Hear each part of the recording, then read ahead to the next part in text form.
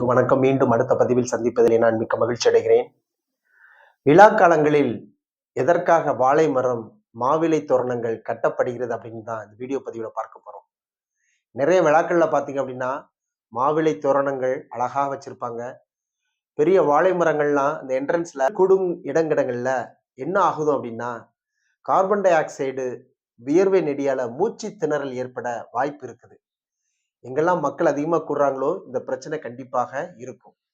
So இந்த மாதிரி சமயங்கள்ல அந்த பகுதியில உள்ள காற்றை தூய்மைப்படுத்தவும், காற்றில் ஆக்ஸிஜன் நம்ம முன்னோர்கள் எல்லாம் ஃபங்ஷன் டைம்கள்ல அதிக மக்கள் கூடுற இடங்கள்ல வாழை மரமும், மாவிலை தோரணமும் கட்டி என்ன செய்றாங்க? ஆக்ஸிஜன் அளவை என்ன செய்றாங்க? உயர்த்துறாங்க.